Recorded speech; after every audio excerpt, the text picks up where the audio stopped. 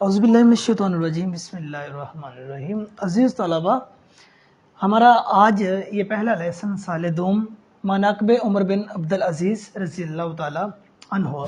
हज़रत उमर बिन अब्दुल अज़ीज़ रज़ियल्लाहु ताला उनकी शान शौकत, उनकी खूबियाँ ये बयान की जा रही हैं। अच्छा, इस सबक में चंद एडिंग हैं जिनके ज़रिए से पूरा का पूरा लेसन है वो आप तक पहुँचाया जाएगा। आप इसको समझिएगा, जिसमें सबसे पहले है दीन इस्लाम की मुजस्सम तस्वीर।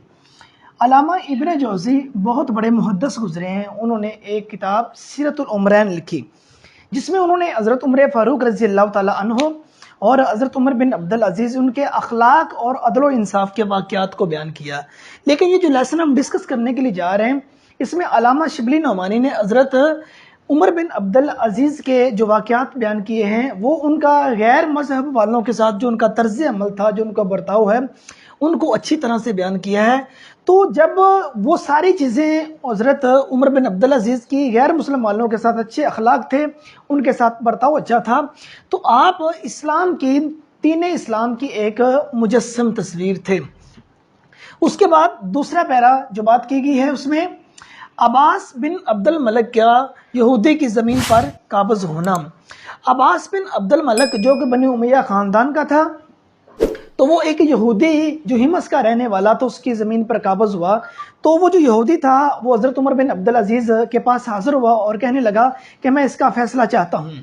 तो हज़रत उमर बिन अब्दुल अज़ीज़ ने तो अब्बास की जानब देखा कि अब्बास तुम क्या चाहते हो। अब्बास ने कहा कि इसकी जो दस्तावेज़ हैं वो मेरे पास हैं।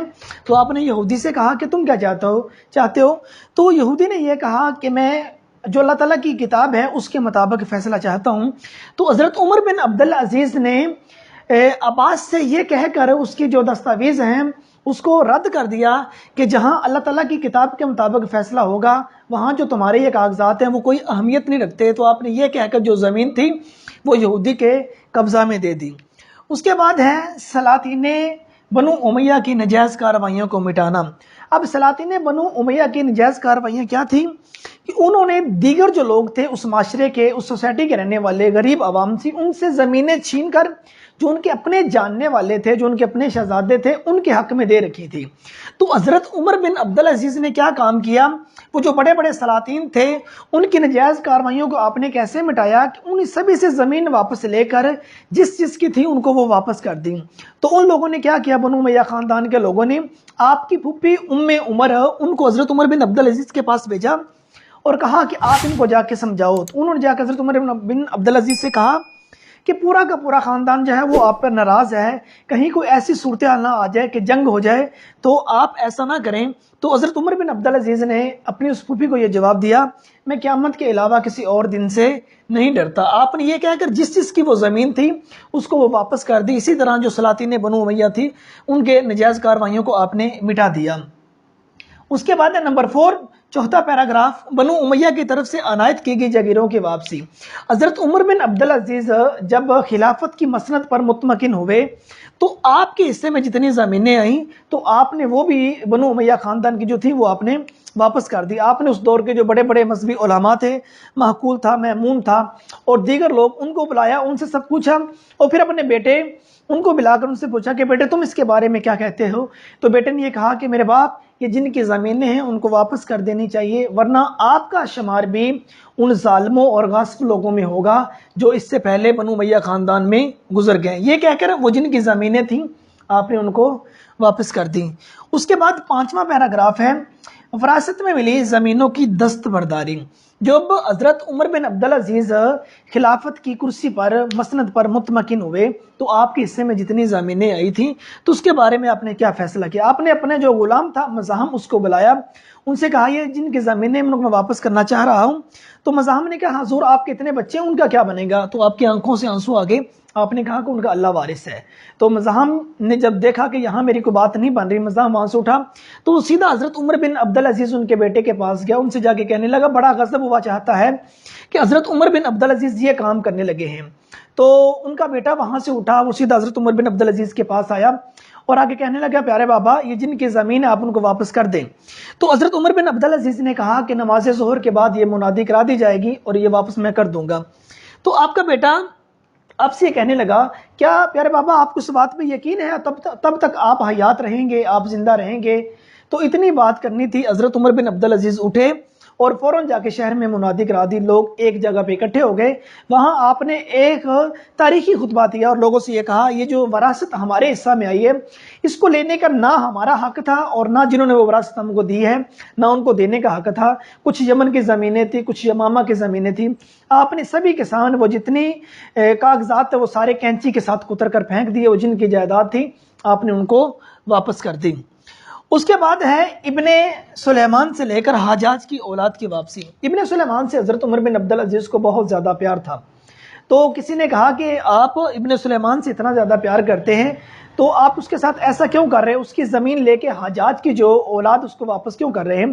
ابن سلیمان نے کہا کہ یہ جو زمین ہے یہ حجاج کی ہے، تو حضرت عمر بن عبدالعزیز نے کہا اگر حجاج کی ہے تو حجاج کو ملنی چاہیے، تو پھر وہ کہنے لگے یہ حجاج کی نہیں، یہ عام مسلمانوں کی ہے۔ تو حضرت عمر بن عبدالعزیز نے کہا اگر یہ عام مسلمانوں کی ہے تو پھر عام مسلمانوں کو ملنی چاہیے۔ یہ کہہ کر آپ نے وہ جو جاگیر تھی، وہ جو زمین تھی، حجاج کی اولاد کو واپس کر دی۔ تو آپ نے کسی نے کہا کہ آپ ابن سلیمان سے اتنا پیار کرتے ہیں پھر بھی ان کے ساتھ ایسا سلوک؟ حضرت عمر بن عبدالعزیز یہ کہنے لگے کہ میں ابن سلیمان کو اپنی اولاد کی طرح چاہتا ہوں اور میں ہمیشہ اپنے نفس کے ساتھ بھی ایسا سلوک کرتا ہوں۔ یہ کہہ کر آپ ان کی زمینوں کو واپس کر دیا۔ اس کے بعد ہے آزادی اور حق گوئی کا استحصال کا خاتمہ۔ بنو امیہ خاندان کے دفتر اعمال میں پہلے یہ تھا، انہوں نے آزادی اور حق گوئی پہ پابندی کر رکھی تھی، کسی شخص کو بھی اجازت نہیں تھی وہ کسی قسم کی کوئی بات کرے، کوئی روک ٹوک کرے۔ لیکن حضرت عمر بن عبدالعزیز کا جب یہ دور آیا تو آپ نے آتے اس بدت کو ختم کر دیا۔ آپ نے کیا کام کیا؟ نہایت دو متدین اور راست باز انسان اپنے ساتھ کھڑے کیے، ان سے کہا کہ جہاں کہیں میں غلطی کروں آپ نے مجھے ٹوک دینا ہے، آپ نے مجھے بتا دینا ہے۔ اس کا پھر نتیجہ کیا ہوا تھا کہ ایک عام مسلمان، ایک عام شخص کو بھی بات کرنے کی ہمت بڑھ گئی، تو اس میں بات کرنے کا اس میں حوصلہ بڑھ گیا تھا۔ بسم اللہ الرحمن الرحیم۔ عزیز طلبہ، ہم بات کر رہے تھے مناقب عمر بن عبدالعزیز، 7 ہیڈنگ ہم نے پہلے لیکچر میں بیان کی، اب اس کا حصہ دوسرے لیکچر میں اس سے آنورڈ جو ہم بات بیان کرنے کے لیے جا رہے ہیں۔ تو 8واں جو پیراگراف ہے اس میں ہے گرجا کا زمینی متنازع۔ مسلمہ بن عبد الملک جو بنو امیہ خاندان کا تھا، اس نے گرجا کی زمین پہ قبضہ کر رکھا تھا، تو جو گرجا کے متولی تھے وہ حضرت عمر بن عبدالعزیز ان کے پاس آئے، ان سے آ کے یہ شکایت کی، تو دونوں جو فریقین تھے وہ حضرت عمر بن عبدالعزیز ان کے سامنے آ کے بیٹھ گئے۔ تو جو گرجا کا متولی تھا، جو عیسائی تھا، وہ اپنے مقدمے کی کھڑا ہو کے پیروی کر رہا تھا۔ جو اس کے بعد مسلمہ بن عبد الملک تھا، اس کو خاندانی زحم تھا، تو یہ بیٹھ کے اپنے مقدمے کی پیروی کر رہا تھا۔ حضرت عمر بن عبدالعزیز نے یہ کہا کہ آپ کے ساتھ والا جو فریق ہے وہ کھڑے ہو کے اپنے مقدمے کی پیروی کر رہا، تو آپ کو بھی کھڑا ہونا پڑے گا۔ اگر تم کھڑے نہیں ہو سکتے تو کسی اور کو اپنی جگہ پہ مقرر کر دو، وہ تمہارے مقدمے کی پیروی کرے۔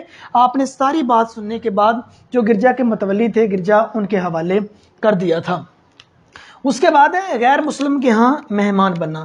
حضرت عمر بن عبدالعزیز اکثر غیر مسلم جو تھے ان کے ہاں مہمان بنا کرتے تھے۔ مہمان بننے کے بعد ان کا جو وہاں سے جو کھانا کھاتے تھے اس کی قیمت بھی آپ ادا کر دیا کرتے تھے۔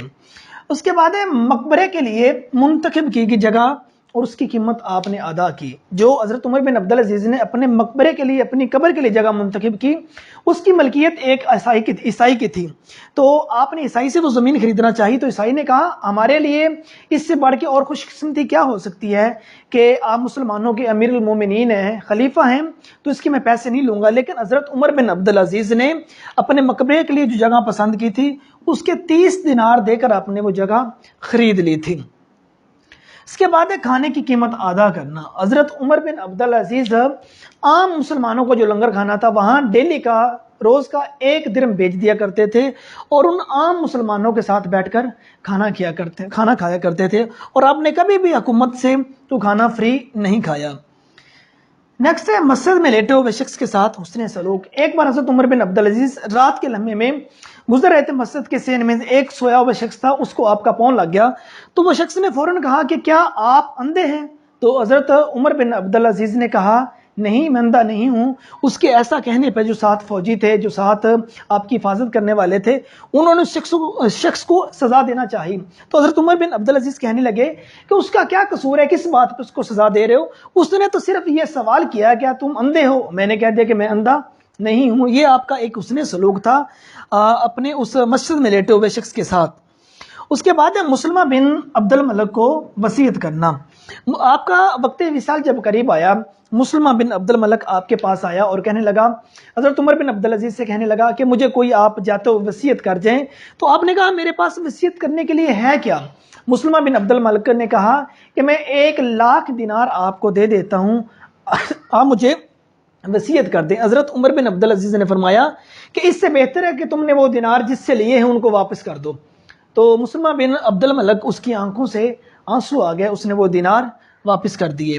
اس کے بعد وصال کے وقت حضرت عمر بن عبدالعزیز کی مالی حالت، جب حضرت عمر بن عبدالعزیز دنیا فانی سے وصال کرنے لگے اس وقت آپ کی مالی حالت کیا تھی؟